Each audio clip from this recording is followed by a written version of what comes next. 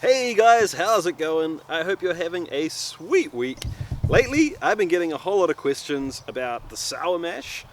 Is it worth it? Can you really taste it? Things like that. And also, a whole lot of questions about these guys, the sheep. People are pissed, not enough lambs lately.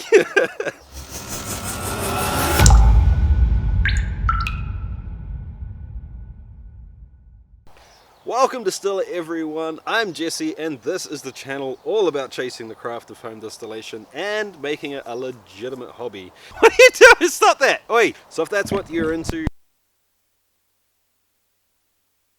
Yep, those little buggers just chewed through my mic cable. So everything else I say from now on in, you're not going to be able to hear it. Turns out I kinda got the last laugh though, because right now I'm explaining that the lambs are moving on to fresher pastures on this day. And when I say that, what I really mean is they're actually moving on to greener pastures. We don't have enough grass to look after these guys now that they're weaned, so they're going to our friend's house, they're going to feed them up on grass, and when they're nice and fat, they'll come back to our freezer. So I was recording the lambs for the video. The little bastards escaped. Guess where they are? They're inside. They are inside. What are they doing inside? They're playing with my toy. Anyway, enough antics, even if it is like 48 hours later. I'm ready to do this, ready to get stuck into it. So, what I have here, guys, is a sample from generation number 1, generation number 2, and generation number 3 of my UJSSM. Please, just even before I get started, I want to put it out there that these are samples from the stripping runs, so in no shape or form is this about how good UJSSM is or how tasty it is or anything like that. So right off the bat, I'm expecting these to be, you know, not delicious. But what I am hoping is that it'll give me some sort of representation of how the flavors change in a UJSSM or a sour mash in general throughout the first sort of few generations, which, as I understand it, is where the most dramatic changes are going to happen. So anyway, let's have a taste of number 1 and see what it's like, I guess. No real surprises on the nose for generation number 1. It smells like alcohol and corn. And to be honest, the corn isn't really jumping out. But let's have a taste. Yeah, that's definitely kind of hot. And a little bit crappy. I will try and filter out the crappiness from my commentary on the stripping run. And also, if you know, if this one's hotter than this one, it's not worth mentioning it. I don't think that really comes into this. But in terms of flavor, I can taste the corn. Actually, let me just go grab a little bit of that corn and have a smell and see how that relates to the spirit. I've been finding lately that eating the, or smelling the raw product with the distillate sort of helps me pull those flavors out. Sometimes it's not quite how I remember it. Yeah. This corn is definitely not super sweet and it doesn't have a huge flavor to it. It does have a significant corn flavor with it, and I guess it's somewhere sort of between sweet corn and like matza or something like that. I don't know. But anyway, I can definitely taste it in here. And it comes across almost like a powdery sort of corn flavor. That's a weird way to describe it.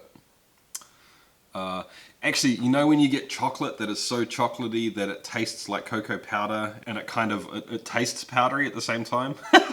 Bizarre comparison, I know, but that's a little bit like the corn is for me in this, and it may be just that I've got crappy feedstock corn, I don't know. If anyone knows about that, let me know. But, if anything, the distillate is more corny than the corn itself. It's not unpleasant, it is very one-dimensional, there's not a lot going on in there. It just kind of tastes like alcohol, corn, and sweet, like nondescript sweet. Seeing as I have been making a little bit of content around UJSSM, recently I have been talking to Uncle Jesse himself, who's been helping me out with some of the concepts and stuff like that. So I want to share what he's been teaching me during the course of this video for you guys as well. I also want to take the time to mention that the Home Distiller Forum has created a Still It page as well, which is pretty awesome. I'm really honored. Thanks, guys. But check it out down below. It is a good way to sort of bridge the gap between YouTube and the forum. And the real reason I wanted to share it with you is so you can go and check out the wiki over there, which is developing a lot. There's been a lot of awesome people putting a lot of awesome work into that lately. He's been sort of telling me that the history of souring a mash goes back to basically the moonshining days in America.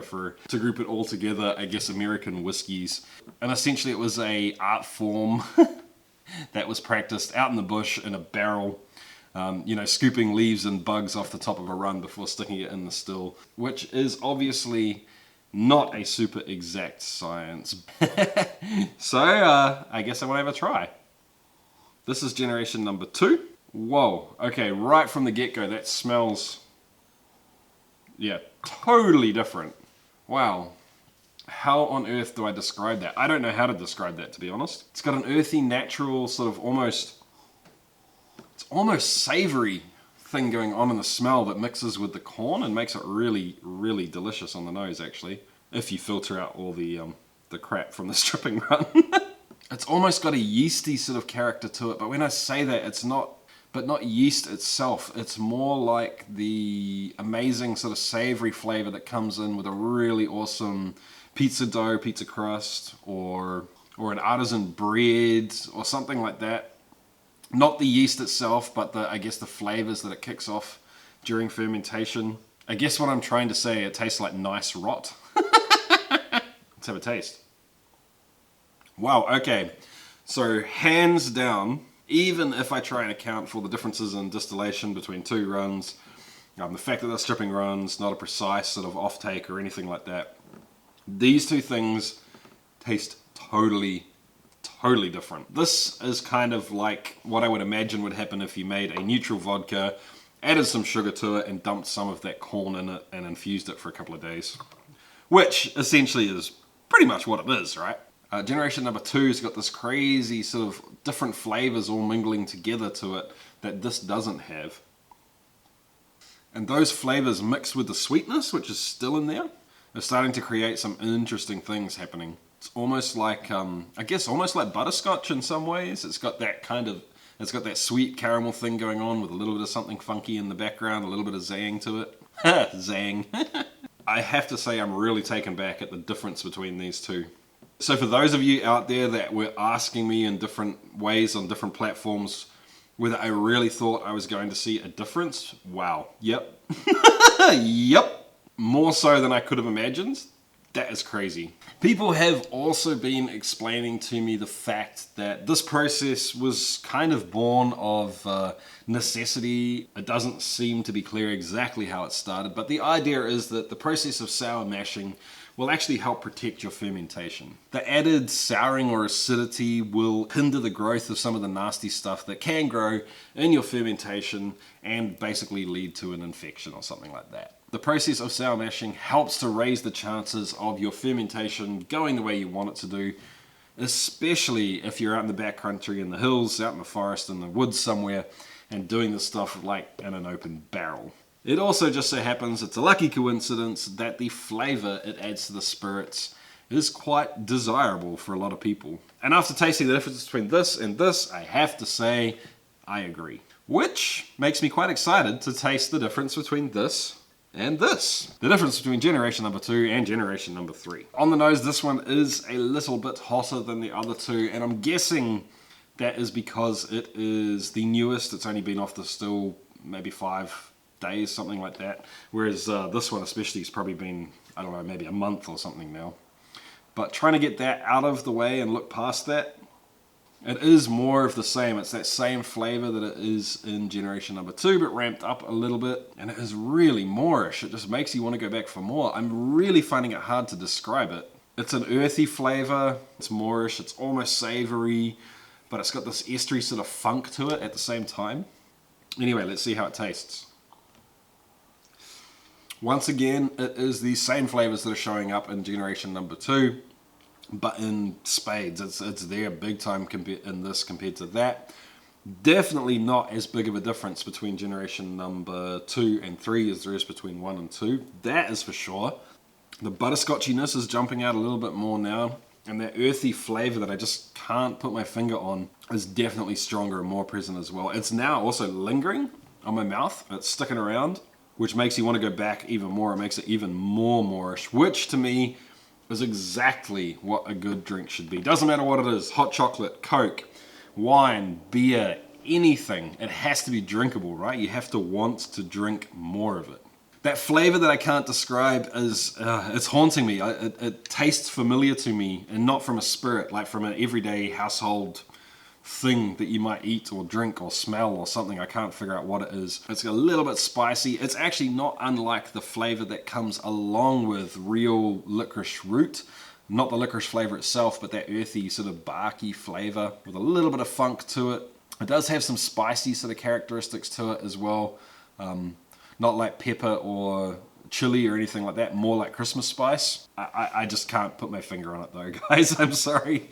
So if you have experienced the difference between a sweet and sour mash, especially for a UJSSM, I would love for you guys to let me know what you think the difference between the two tastes like, or a way to describe it. That would be really cool. I'm going to save the rest of these samples so I can taste them again after I've heard what you guys have to say and see if I can pick up what you're putting down, basically. Anyway, so now that I've gone all the way up to generation number 3, I want to go back to generation 1. Yeah, there's not a whole lot to it. It tastes like alcohol, water, corn, sugar, basically is what it tastes like. I can still taste all of those things in generation number 3, but there is this complexity and interest and something funky going on in behind it that makes it all just kind of come together and turn into so much more than what it is as a sweet mash. So for those of you that were asking me, does this process make a difference? Yes, it does, 100%. Of course, I haven't blinded myself here, and perhaps I probably should have, but I feel like the difference in flavor is just so obvious that it really doesn't matter. Generation number 4 is in the fridge fermenting away right now. It's almost done. When it is done, I can do a spirit run finally, which is exciting because I think I'm going to have some of this stuff ready to drink by Christmas. Honestly, if that was not so hot, I would drink it as White Dog. It is interesting by itself, to say the least. And I think maybe it'll be time to experiment with a forced or a rushed oaking. I'm sure a few people would love to see that as well. Anyway guys, if you liked the video, hit the thumbs up for me. That'd be awesome. It really helps me out. If you really like the video and you're not subscribed yet, have a think about doing so. I'll catch you guys next time. See ya.